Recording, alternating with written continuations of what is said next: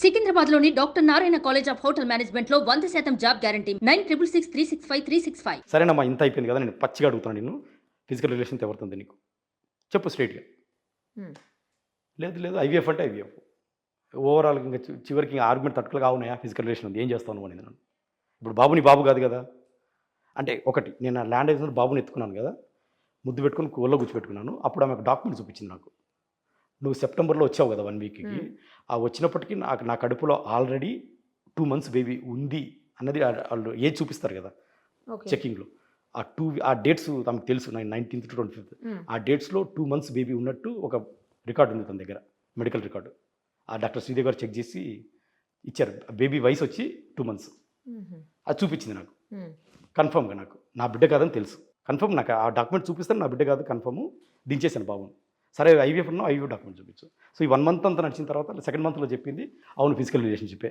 వేరే వాళ్ళతోటి నేను ఐవీఎఫ్ డాక్యుమెంట్ చూపించాను ఏం చేసుకుంటో చేసుకో నీ బిడ్డని కాదని నీకు తెలుసు నువ్వంటే నాకు ఇష్టం లేదు సుప్రీంకోర్టు చెప్పింది నేను ఎవరి దగ్గరైనా లివింగ్ రిలేషన్షిప్ ఉండొచ్చు అట్లా కాదమ్మా లివింగ్ రిలేషన్షిప్ అంటే మీనింగ్ అది కాదు నాకు ఇద్దరు ఆడపిల్లలు ఉన్నారు నాకు డైవర్స్ ఇవ్వలేదు రీజన్ ఏంటో నాకు తెలియాలి అవన్నీ తర్వాత సో ఇలా నచ్చింది మేడం ఇంకా ఆమె రకరకాల కన్విన్స్ చేస్తూ ఇవన్నీ చెప్పింది నాకు అంటే విజయసాయిరెడ్డి గారే ఫిజికల్ రిలేషన్ అని సరేనమ్మా విజయసాయిరెడ్డి గారే ఇదంతా ఒక 2 months నడిచింది మేడం బయటకు రానికి 2 months అంత ప్రెషర్ విపరీతం ప్రెషర్ ఉంటుంది కదా నాకు ఇంకా చివరికి వచ్చేసి సరే విజయసాయిరెడ్డి గారు అనుకున్నా కాసేపు నమ్ముతున్నాను దానికైతే నువ్వేం ప్రూఫ్ చూపించట్లేదు నమ్మాలంటావు ఏమనంటే నమ్మాలంటావు సరే ఆయనతోటి నా పిల్లలకు నాకు న్యాయం చేయి నేనైతే నీతో ఉండలేను నేను నిన్ను ఏలుకోలేను నా పిల్లలకు నాకు న్యాయం చేసేయి నీకు ఒక నమస్కారం నాకు మోరల్గా మానిటర్గా 2 పరంగా న్యాయం చేయి నా పిల్లలు గ్యారంటీ రేపు నేను చంపేస్తే ఎవరొకరు నువ్వేమో హై ప్రొఫైల్ పేర్లు చెప్తున్నావు నేను పోయి అక్కడ పోయి అడగలేను ఆయన ఒక గేట్ కూడా టచ్ చేయలేను నువ్వు ఉంటావో లేదో నాకు తెలియదు నా పిల్లలకు అన్యాయం అవుతుంది నేనైతే నీతో ఉండలేను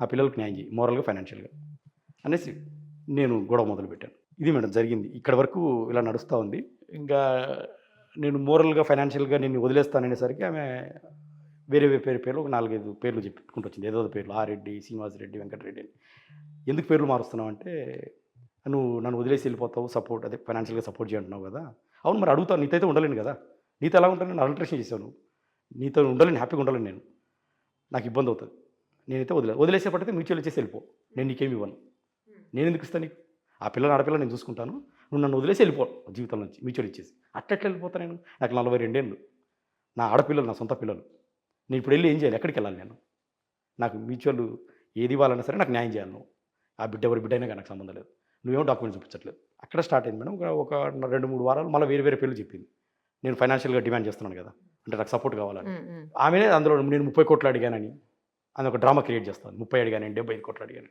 ఏదైనా నాకైతే న్యాయం జరగాలి మోరల్గా ఫైనాన్షియల్గా అప్పుడే నీకు మ్యూచువల్ పెడతాను నేను అది నా డిమాండ్ మేడం ఆ రోజున ఒక 2 వారాలు అయింది ఏదో పేర్లు చెప్పింది నాకు చిరాకు వచ్చింది అప్పటికి 3-4 నెలలు అయిపోయింది నాకు స్ట్రెస్ ఉంది బాగా డైరెక్ట్ ఇదంతా ఎందుకు డైరెక్ట్ అపోలో హాస్పిటల్కి వెళ్ళిపోయింది డెలివరీ అయింది వైజాగ్ అపోలో హాస్పిటల్లో డెలివరీ అయింది నేను హస్బెండ్ కదా డైరెక్ట్గా వెళ్ళిపోయి మార్నింగ్ 4 o'clock వెళ్ళిపోయి నేను పలానా April 15th బేబీ కొట్టారు శాంతి అనే అమ్మాయికి వాళ్ళ హస్బెండ్ నేనంటే వాడు కంప్యూటర్లో కూర్చొని కొట్టి శాంతి అని పేరు కొట్టాడు డేట్ కొట్టాడు మదన్ మోహన్ అని పేరు అడిగాడు మీ పేరు ఏం పేరు అని అడిగాడు మదన్ మోహన్ ఎవరు మీరు అంటే లీగల్గా వాళ్ళ హస్బెండ్ అన్న లీగల్ కాదు వాళ్ళ హస్బెండ్ అన్న అవును పేరు ఉంది అక్కడ వెంట ప్రింట్అవుట్ తీసి ఇచ్చేసాడు నాకు ఇది కాదు కదా సార్ నాకు ఇంకా డీటెయిల్స్ కావాలి అంటే 11 గంటలకు మార్నింగ్ కేస్ షీట్స్ దొరుకుతాయి అక్కడికి వెళ్ళండి సార్ నేను 11 o'clock వెయిట్ చేసి 4,000 పే చేసి మదర్ది బేబీ సపరేట్గా కేస్ షీట్స్ తీసుకున్నాను ఆ కేస్ షీట్స్ తీసుకుంటే నాకు అక్కడ ఆశ్చర్యమైన ఇన్ఫర్మేషన్ ఏంటంటే ఫాదర్ హస్బెండ్ బేబీ ఫాదరు శాంతి హస్బెండ్ పేరులో ఒక కొత్త పేరు ఉంది పి సుభాష్ అని వాడు ఎవడో నాకు తెలియదు అసలు పి సుభాష్ అంటే పి అంటే పోతిరెడ్డి సుభాష్ రెడ్డి వాడు ఎవడో తెలియదు ఎప్పుడు వినలేదు ఎప్పుడు 1-2 సార్లు శాంతి అనింది ఆ పేరు నా ఫ్రెండ్ అడ్వకేట్ ఇది వాడు ఎవడో నాకు తెలియదు శాంతికి నేను చెప్పకుండా వెళ్ళాను హాస్పిటల్కి ఇట్లా సతాయిస్తుందని వాడి మీద ఇన్వెస్టిగేషన్ చేశాను ఎవడు వీడు పి సుభాష్ అని నా ఇన్వెస్టిగేషన్ అర్థం ఏంటంటే వాడు Pothireddy Subhash Reddy son of Pothireddy Thimmareddy from Pileru Chittoor ఆడు special government pleader revenue for Andhra region in high court of Vijayawada Andhra Pradesh ఆ మనిషి ఎవరంటే విజయసాయిరెడ్డి గారు నామినేట్ చేసినటువంటి జీపీ అనేది నామినేటెడ్ పోస్ట్ అది ఏ పొలిటికల్ పార్టీ వస్తే వాళ్ళని కొంతమందిని పెట్టుకుంటారు సో ఆయన government pleader nominated by Vijayasai Reddy sir అది ఆయన రికార్డ్ చేసిన నిన్న వైరల్ కూడా రికార్డ్ వచ్చింది ఆ రికార్డులో ఆయన కూడా సుభాష్ రెడ్డి గారు కూడా రెఫర్ చేశారు విజయసాయిరెడ్డి గారి పేరు సో నేను ఆ రీసెర్చ్ చేస్తే ఆయన బయోడేటా అసలు ఎవరు ఏంది ఆయన హైదరాబాద్లో ప్రాక్టీస్ చేశాడు అంతా తెలిసింది ఆయనకు పెళ్ళి అయిందని ఒక కూతురు ఉందని 9th class కూతురుంది ఆ రవీంద్రబాద్ వెనకాల ఇల్లు ఉందని ఇక్కడ ప్రాక్టీస్ చేశాడని అది తెలుసు. నేను ఇవన్నీ శాంతికి చెప్పకుండా శాంతి ఆ రోజున హాస్పిటల్‌లో నీకు సైన్ ఎవరు పెట్టారు, డెలివరీ అప్పుడు అటెండ్ ఎవరన్నా. అక్కడ కూడా అబద్ధాలే. ఒకసారి డాక్టర్ శ్రీదేవి అంటది. ఒకసారి ఇది ఫ్రెండ్స్ అంటది. ఎవరమ్మా ఎవరు? ఈ పీ సుభాష్ అప్పుడే నేనే చెప్పాను. ఈ పీ సుభాష్ ఎవరన్నా నేను. ఆహా! ఎళ్ళావా హాస్పిటల్‌కి అనింది. అవును ఎళ్ళాను. ఎవరు పీ సుభాష్? అవును నా ఫ్రెండు అని. ఆయన పర్టికులర్ ఎందుకు వచ్చి పెట్టాడు? అక్కడ వైజాగ్‌లో మీ అమ్మ ఉంది, మీ నాన్న ఉన్నాడు, మీ చెల్లి ఉంది, మీ ఫ్రెండ్స్ ఉన్నారు వేరే వాళ్ళు కొలీగ్స్. ఆయన ఎందుకు వచ్చి పెట్టాడు? ఆ రోజు అక్కడ ఉన్నాడు పిలిపించాను, మీ ఇద్దరు ఫ్రెండ్స్ పిలిపించాను పెట్టాడు. అంతే చెప్పింది నాకు. నేను ఒక వారం ఆగేసి సుభాష్కి ఫోన్ చేశాను. ఓకే. సుభాష్ గారు ఇది స్టాండ్, నేను పలానా ఈ మధ్య నాకు వినిపిస్తుంది ఏంటంటే నా బేబీ నాకు అర్థమైపోయింది. మీరేమో అక్కడ నేను హాస్పిటల్ మెడికల్ రికార్డ్స్ ఇస్తే మీ పేరు ఉంది అక్కడ, మీ స్టాండ్ ఏంది దీని మీద అడిగాను. ఏం లేదండి నేను వాళ్ళ ఫ్రెండ్ని ఆ రోజున అక్కడ ఉన్నాను, శాంతి పిలిచింది, సైన్ పెట్టాను. అట్లా పెడతారు సార్ మీరు సైన్? మీరు అడ్వకేట్, గవర్నమెంట్ ప్లీడరు, ప్రభుత్వ న్యాయవాది, ఎట్లా సైన్ పెడతారు ఫాదర్కి హస్బెండ్గా అంటే? అవునండి తప్పే ఉంది, దాంట్లో ఒక మానవతావాదిగా పెడతారు, తప్పే ఉంది. నన్ను పిలిచారు, నేను పెట్టాను. నేను ఇప్పుడు స్టాండ్ చెప్తున్నాను, నేను DNA టెస్ట్కైనా రెడీ, మీరు ఎక్కడికి పిలిచినా రెడీ, నా ఇంటికి ప్రూవ్ చేసుకుంటాను అని అంటాడు ఆయన. సరే సార్ మీరు లాస్ట్ వరకు అదే స్టాండ్ మీద ఉండాలని చెప్పాను. మీరు లాస్ట్ వరకు అదే స్టాండ్ మీద ఉండాలని. సరే సార్ ఉంటాను అన్నాడు. అది ఫస్ట్ కన్వర్జేషన్. తర్వాత ఒక 2-3 వీక్స్ అయిన తర్వాత అంటే మీకు ఆయన మీద కూడా డౌట్ ఉండేనా అప్పటికి? డాక్యుమెంట్ చూసిన తర్వాత ఆయన మీద డౌట్ వచ్చింది నాకు. Okay okay. ఆయన ఎందుకు పెడతారు సార్? ఎవరైనా సహాయం చేస్తారు కానీ డాక్యుమెంట్లో మీద సిగ్నేచర్లు పెట్టారు కదా. అది ఫాదర్ హస్బెండ్గా చదువులేని వ్యక్తి కాదు, గవర్నమెంట్ పీడర్. సో నాకు డౌట్ వచ్చింది. ఆయన ఏమంటే మామూలుగా పెట్టాను అంటాడు.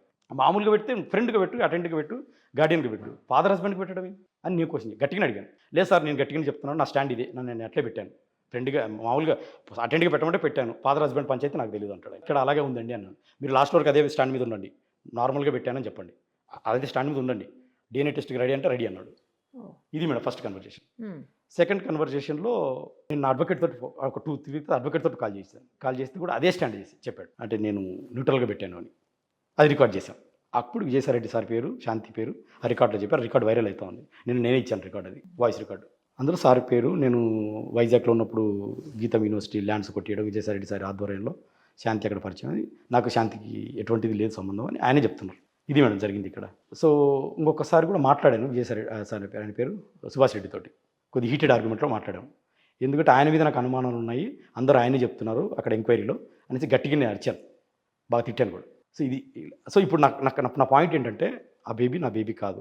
కొంత డౌట్ ఏంటంటే ఆ వచ్చిన 1 వీక్లో శాంతితో ఉన్నాను కాబట్టి కొంత ఛాన్స్ ఉండొచ్చేమో అని శాంతి, కానీ మెడికల్ రికార్డ్స్ చూసిన తర్వాత నా బేబీ కాదని కన్ఫర్మ్. మెడికల్ రికార్డ్స్ ఎందుకంటే 2 months బేబీ ఆల్రెడీ ఉంది కదా. నేను ఆ మెడికల్ రికార్డ్స్ అపోలో హాస్పిటల్లో డాక్యుమెంట్ తీసాను కదా, దాంట్లో LMP అని ఉంటుంది, లాస్ట్ మెన్స్ట్రువల్ పీరియడ్ అని. ఆ LMP వచ్చేసి 28th జూలై చూపిస్తూ ఉంది, 28th జూలై 2022. నేను వచ్చింది September 19th 2022.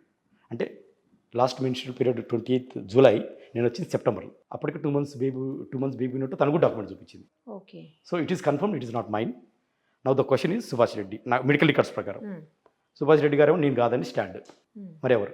అది నాకు శాంతి ఆన్సర్ చేయాలి. నేనేమంటే నీకు మ్యూచువల్ ఇచ్చేస్తానమ్మా, నిన్నైతే ఎలుకునేది లేదు, అందులో డౌట్ లేదు, నాకు 2 ఆడపిల్లలు ఉన్నారు, నాకు పక్క ఫాదర్ కావాలి, నేను ఎవరితో పడుకుంటే నీకెందుకు రాబాయి, నువ్వంటే నాకు ఇష్టం లేదు, ఎగ్జిట్ అయిపో లైఫ్లో నుంచి అంటాడు. ఎగ్జిట్ అవుతానమ్మా తల్లి, అందులో డౌటే లేదు, కానీ ఎగ్జిట్ అయ్యే ముందు నాకు కరెక్ట్ కన్ఫర్మేషన్ కావాలి. రేపొద్దున నా పిల్లోడు, రేపొద్దున తండ్రి నా దగ్గరికి వస్తే నాకు ఫ్యూచర్ కాంప్లికేషన్స్ కన్ఫ్యూషన్ చాలా ఉంటాయి. నాకు ఎవరో DNA టెస్ట్ ద్వారా కావాల్సిందే నేను. సో నాకు ఈ ఫస్ట్ 4 నెలలేమో, ఫస్ట్ 12 నెలలు నేనని చెప్పింది శాంతి తండ్రినని, తర్వాత ఒక 4 నెలలు విజయసాయిరెడ్డి సార్ అని చెప్పింది. ఆ తర్వాత మెడికల్ రికార్డ్స్ చూస్తేనేమో సుభాష్ రెడ్డి పేరు ఉంది. సో ఇక్కడ నాకు కన్ఫ్యూజన్ స్టార్ట్ అయ్యి ఆ ఫ్రస్ట్రేషన్ 5-6 నెలలు ఫ్రస్ట్రేషన్ తట్టుకోలేక తన నా ఆఫీస్కి వచ్చి డ్యామేజ్ చేసింది, నువ్వు మ్యూచువల్ ఇస్తావా లేదా అని. అప్పటికి నేను మ్యూచువల్ అప్లై చేసిన మాట వాస్తవమే. ఓకే. అంటే నేను ఆమెను వదిలించుకోవాలనుకున్నాను. అప్లై చేశారా? జస్ట్ ఒక 1 month 2 months కింద అప్లై చేసాం. వదిలించుకుందామని అప్లై ఏ రోజుకైనా తెలుస్తుంది, వదిలించుకుందాం స్లోగా నేను ప్రిపేర్ అయ్యి వెంటనే. సో వైజాగ్లో మ్యూచువల్ వేసుకున్నాం. కానీ ఆమె 2016లో విడిపోయినట్టు ఒక డ్రామా చేస్తూ ఉంది. 2016లో విడిపోలేదు మేడం. యాక్చువల్గా ఏంటంటే మొన్న జూన్లో 2016లో ఒక ఎంటీ డాక్యుమెంట్ తెచ్చుకొని దాంట్లో ఆమె దస్తావేజ్ రాయించుకొని సిగ్నేచరు మొన్న జూన్లో సైన్ పెట్టాను. అంటే పాతదే అన్నట్టు. పెద్దల అంటే మీ ఎస్టీ ట్రైబ్స్ కదా, పెద్దల పంచాయతీలో తెగింది అని స్క్రిప్ట్ రాసుకొని ఎంటీ 2016 డాక్యుమెంట్ ఎంటీ డాక్యుమెంట్ తెచ్చుకొని స్క్రిప్ట్ రాసుకొని నాకు జూన్లో సైన్ తీసుకుంది.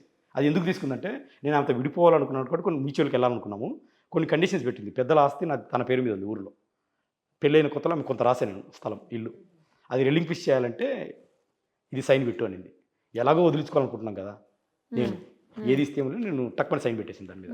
ఆ అక్క ఏం చేసిందంటే ఆ డాక్యుమెంట్ తీసుకెళ్ళి అంటే భయపడిచింది కూడా, నువ్వు ఎలాగో మ్యూచువల్ వెళ్ళాల్సింది, నీకు ఆప్షన్ లేదు, నువ్వంటే నాకు ఇష్టం లేదు, ఆ బిడ్డ నీ బిడ్డ కాదు. నయానా ట్రై చేసింది, లేకపోతే భయానకు వచ్చింది.